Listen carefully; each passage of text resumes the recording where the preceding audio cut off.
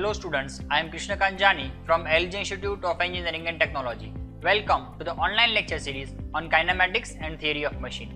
In today's session, we will solve one numerical of gear train. In our previous session, we have solved one numerical which is based on reverted gear train. So in this session, we will solve one numerical which is containing a simple epicyclic gear train. Okay, so let's start this session with the numerical number 4 of gear train. Now, in this numerical, the given data is an epicyclic gear train which is arranged as shown in figure. So over here you will get one advantage that they have given the diagram of this assembly. Okay, so now in this numerical we have to calculate that how many revolutions does the arm. Okay, so we have to calculate the revolutions, or we can say RPM of arm to which the pinion B and C are attached. Okay, so this arm is containing two pinions, that is pinion B and pinion C. Okay, so over here be careful over here. So from data you can simply identify that how many revolution does the arm. So you have to calculate the RPM of arm. Now the data is given that first condition when gear A makes one revolution, in second condition again A makes one revolution. So two conditions are given. Okay, so simply we can identify. Now another data, the number of teeth on gear A and gear D are given as 40 and 90. Okay, so first of all we can list out the data that it is given that number of teeth. So we can simply write down that TA is equal to 40 and TD is equal to 90, that is given in our data. We can identify that we have to calculate the number of teeth of gear B and gear C, because over here they have given for only A and D. Okay, so now how can we calculate this number of teeth? So for that we have to consider the geometry. So now from diagram we can simply identify that if you refer this whole geometry, then the total diameter of gear D is made up of mainly three diameters, that is consisting diameter of gear C, diameter of gear A and diameter of gear B.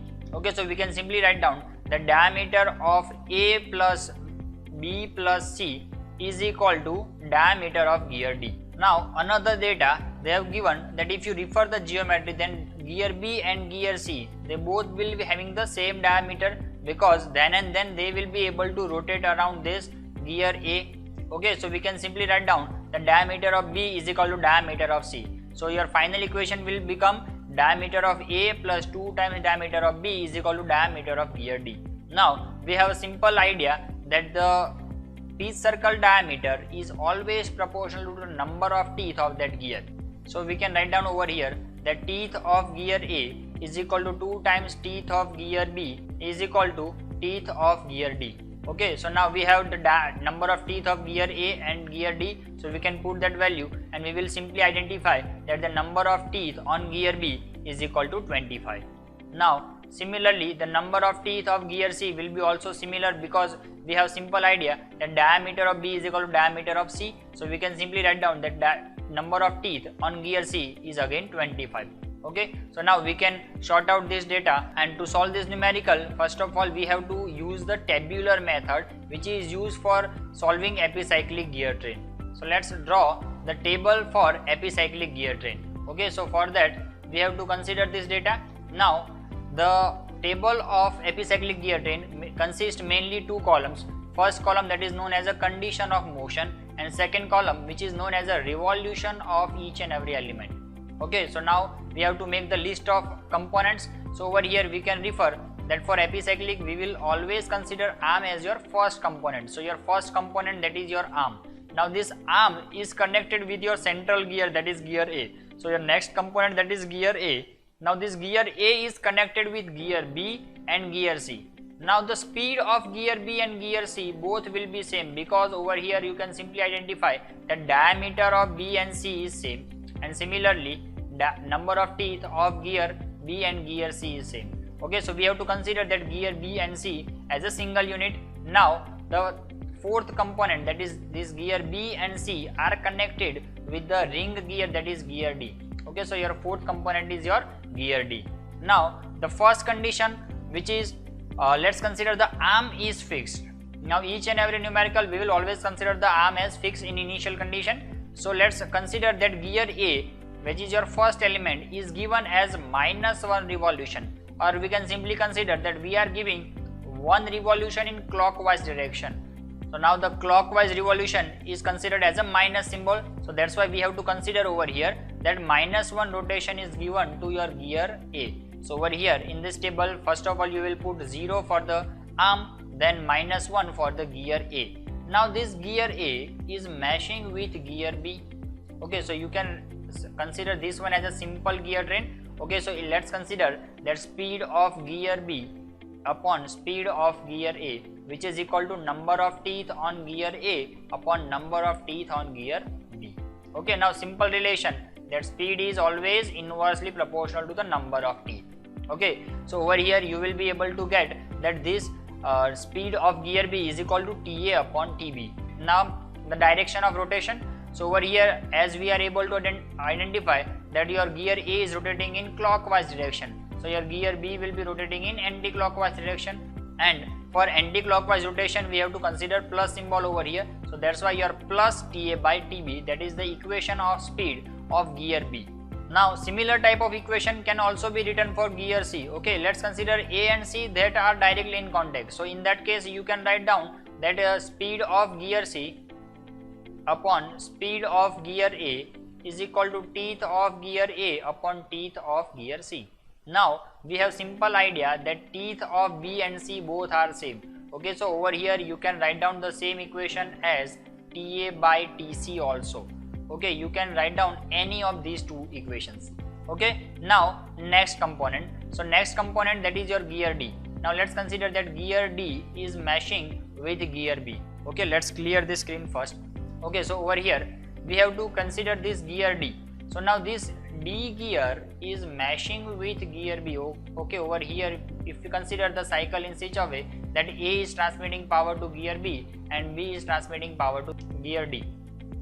Okay, so in that case we can write down the equation that speed of gear D upon speed of gear B is equal to number of teeth of gear B upon number of teeth of gear D. Okay, now over here the speed of gear B, now we have to multiply this with speed of gear B. So in that case your equation for speed of gear B is equal to TA by TB. So we have to simply multiply this equation with TA by TB. So now your final equation will become like TB by TD into TA by TB. Now the speed of number of teeth of gear B, okay, so we can cancel out this, so your final equation will become TA by TD. So in this way we can derive the equation for speed of gear D. Okay, now after deriving the final equation for the first condition, now we have to consider the second condition. Now in second condition we will simply replace this 1 revolution with X revolution.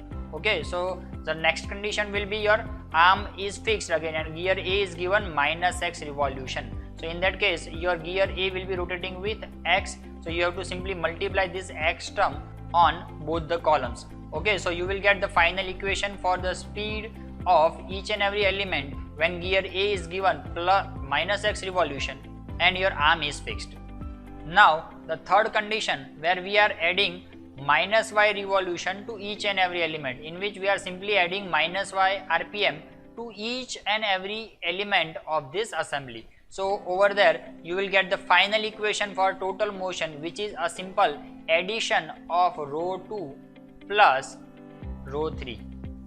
Okay, so you have to add these two terms. So over here the total motion equation will become 0 minus y, so it will be a final equation of -y.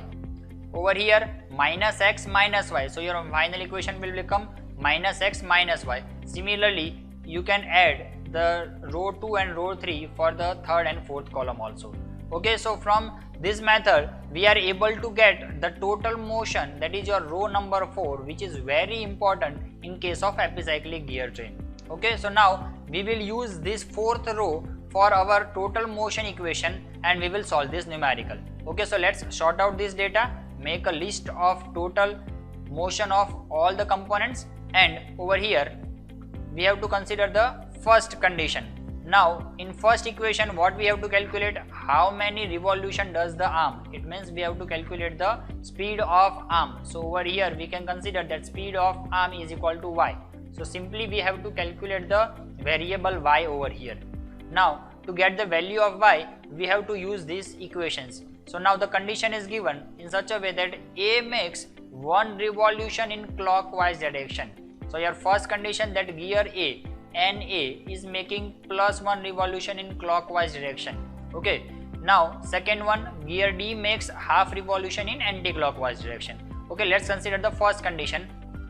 So as the gear A is making one revolution in clockwise direction, so in that case clockwise direction is mentioned with minus symbol. So your equation will become minus x minus y is equal to minus 1, because A is rotating with 1 rpm in clockwise. Okay, so we can simply remove this minus sign from both the sides. So your final equation, that is equation number 1, which is equal to x plus y is equal to 1.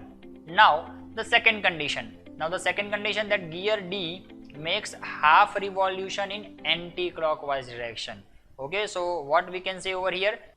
So speed of gear D, ND, is given as half revolution. So we have to mention is equal to 1 by 2, and which is in anti-clockwise direction. So that's why we can put plus sign over here. We have simply written this equation over here.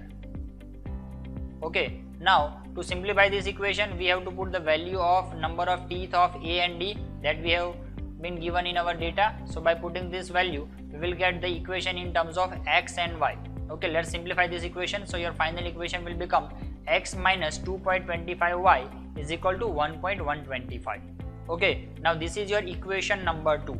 Now with the help of equation number 1, which is equal to x plus y is equal to 1, and the second equation, now using these two equations, we can find out the value of x. After getting the value of x, we will put this value in our equation number 1, and that will help you to get the value of y. Okay, so from this both the equations, we will get the value of x and y. So now the final data, that we have to calculate the speed of arm. So we can consider that speed of arm is equal to minus y. Okay, so we can put the value of minus 0.04 over here for y. So this minus sign will be balanced with plus symbol. So your final speed of arm is equal to 0.04 rpm, and which is rotating in anti-clockwise direction. Okay, be careful students over here. You have to always mention the direction of motion, otherwise your marks will be deducted in your examination.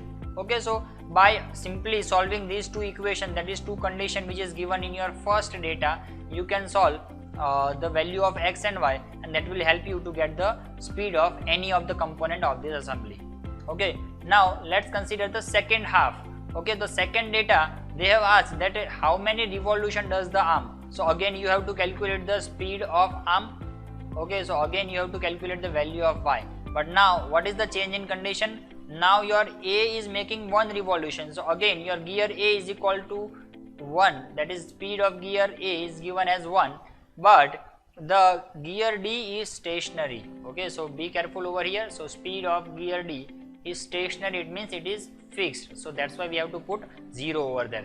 Okay, so by putting these two conditions in this equation of total motion, we can simply get, so for first condition we can consider minus x minus y is equal to minus y, and similarly we will get the same equation 1. But the change in second condition, that will lead us to this equation where we will get the equation in terms of x minus 2.25y is equal to 0. So now by using this first and second equation, we can solve this terms of x and y. Okay, so you will get that as we are changing, in previous data they have given that D is rotating plus half revolution, that is it is rotating in half revolution in anti-clockwise direction. But over here they have mentioned that gear D is stationary. So by simply putting this condition, we will get the value of x and y. Okay, now your final answer, that is RPM of arm, which is equal to minus y. So by putting these values of y in this equation, we will get that speed of arm is equal to 0.308 revolution, and which is again in minus symbol, which is representing a clockwise direction. So in this way, by using this tabular method, we can solve the numerical of epicyclic gear train. Okay, so numericals of epicyclic gear train are really very easy. Okay, and they are mostly asked in your examination for 7 marks. So you have to simply remember the condition of motion for each and every element, and that will help you to easily solve this type of numericals. Thank you.